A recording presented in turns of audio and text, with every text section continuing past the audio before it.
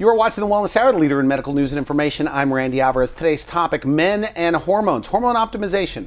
With us, we have an expert on the topic, Dr. Farnesi. Dr. Farnesi, welcome to the program. Thank you very much. Now, for people that don't know you, tell us a little bit about your practice in San Diego. Who's the typical patient? Typical patient, practice is split between men and women. I'd say maybe 60% men. I work in the Hillcrest area, so we have a large gay population there, and they tend to find me. And the typical patient is anywhere from, say, 35 to 85 years old. And it's amazing. The difference is kind of sad, actually, scary, that the 30-somethings are starting to experience hormonal decline and functional medicine issues at such an early age. I think if you look at population studies, hormone imbalances and nutritional deficiencies and environmental toxicities starting to happen to people at earlier and earlier ages. So my population is getting younger and younger, which is fascinating. So like what age? Like 38?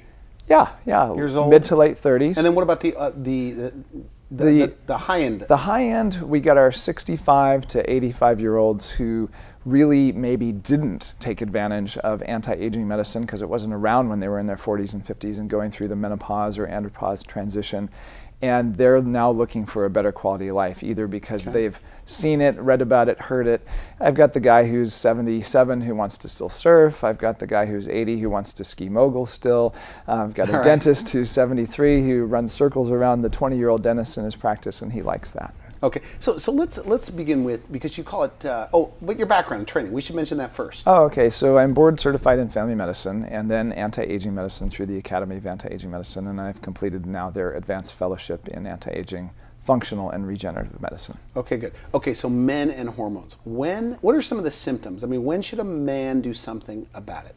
I would say as soon as they start seeing that something is off, and the big symptoms that we see are lack of energy, declining sex drive, depressed mood or lack of self-confidence.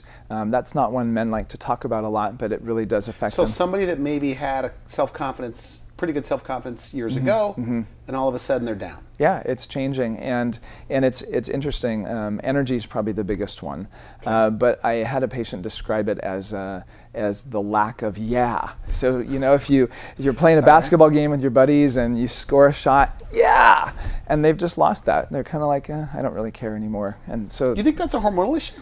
I do in some cases, yeah. Okay, so let's talk about the man 40 plus today. Or it could be 35 plus, but what just as an example. Feeling pretty good, tired maybe a little bit at the end of the day, right? That's normal, okay?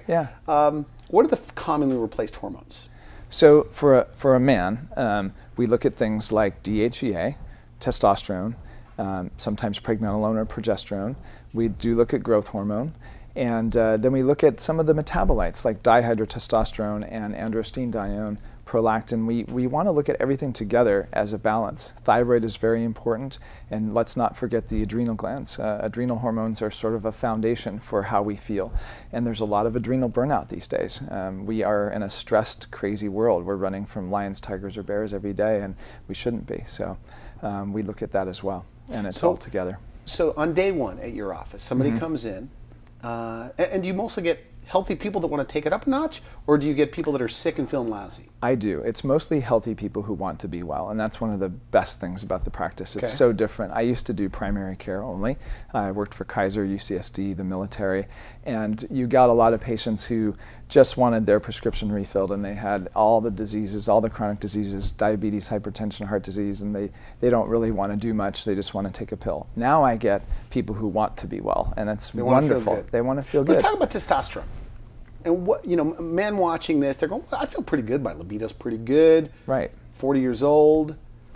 Why would they want to do testosterone? So we take a look at what their levels are, and more importantly, the balance between that and everything else, because it's very, very important now, we know, for cardiovascular disease prevention, wellness into your 90s and 100th year, also brain health. So we want to avoid Alzheimer's disease. We want to keep someone active, keep their bones strong. So the big thing with guys is it's not just about testosterone. It's about testosterone and how it relates to all the other hormones, and then what becomes of the testosterone when their body produces it or we give it to them.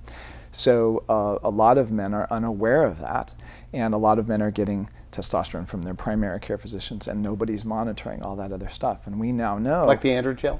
Yeah, exactly. Okay. And we now know that estrogen, in particular estradiol and some of the metabolites of estradiol and estrone, which is another estrogen that we make a lot of as we age, can be implicated in risk for prostate cancer. And so we really, really want to watch the balance of all the hormones together. We can actually make someone healthier and have a lower risk of prostate cancer as they age, as well as a lower risk of heart disease and cognitive decline. Do you like, do you give creams?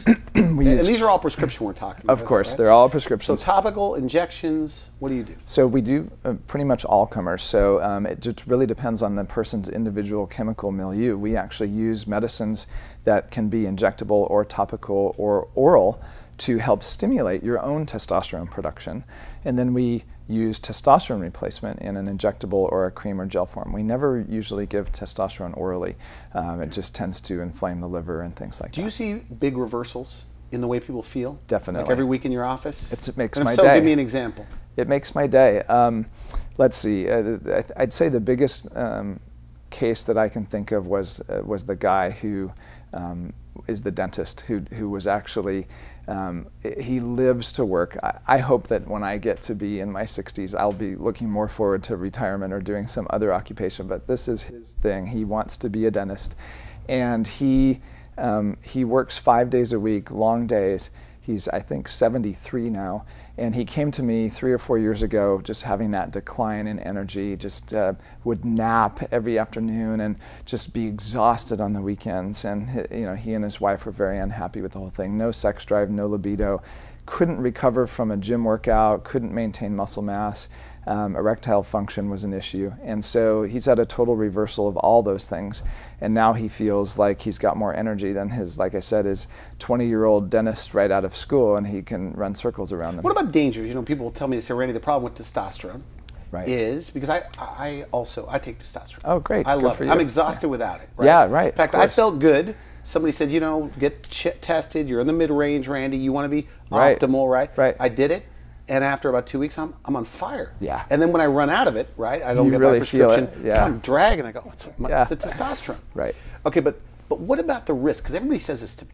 Because I always say, you don't know what you're missing. So medical research now. Prostate cancer, things like that. Comes up prostate cancer. So there was one study a long, long time ago that was basically a castration study. So they showed no progression of prostate cancer and regression with castration. That's obviously extreme. Nobody does that nowadays. But that study has lingered on in our medical establishment history for all these years, despite the fact that there's all this other literature disproving an association between prostate cancer and testosterone supplementation. In fact, if you look at population studies and you divide guys up into quartiles of testosterone levels, the ones with the lowest levels tend to have the most aggressive prostate cancers if they get it. Interesting. And it makes sense because we look at dihydrotestosterone, another component of testosterone breakdown that we look at in our practice. And the guys that have the most dihydrotestosterone,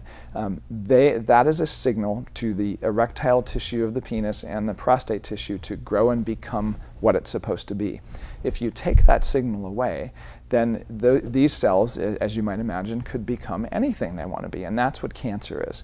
Cancer is just basically cells gone wild, not knowing what they're supposed to want to be. So there is actually studies now showing that if you're at an optimal or a youthful range, I'm not talking about big bodybuilding abuse ranges, optimal youthful 20 to 30-year-old ranges, you're going to have less of a risk of prostate cancer.